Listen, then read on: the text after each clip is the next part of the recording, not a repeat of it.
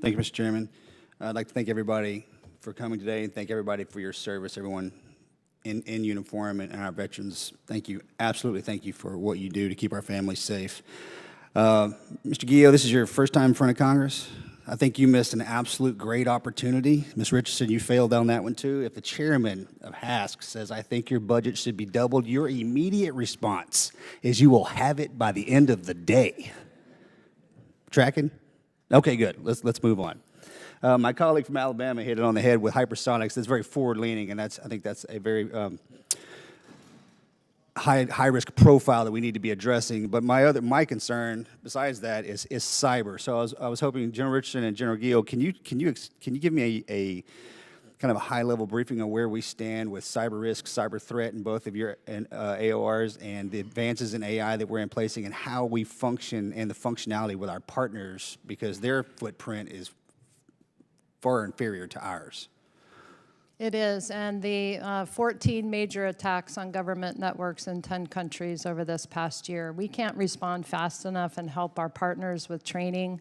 The additional funding I received last year helps with the Security Cooperation Initiative, SSCI, for cyber.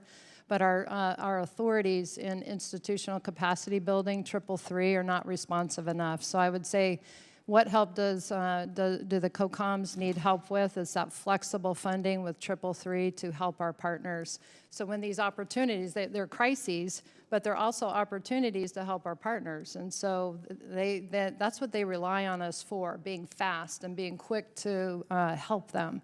And so I would say that would be what we would need help with. Are we in the process of line iteming those exact things? I mean, we're going to need absolutely to present that to us so we know details. Yes, and in our security cooperation initiatives for cyber, we're laying that out. And I have what's called a JCAT, a Joint Cyber Assessment Team from Southcom.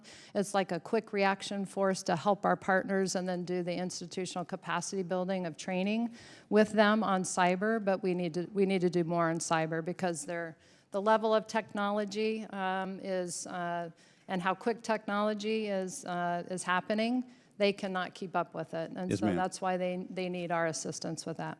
Well, we're more than willing to assist you with that, especially given the advancements in cyber risk and cyber threat. Thank you, Congressman. Yes, ma'am. General? Congressman, first, thanks. Message received on the funding. Solid.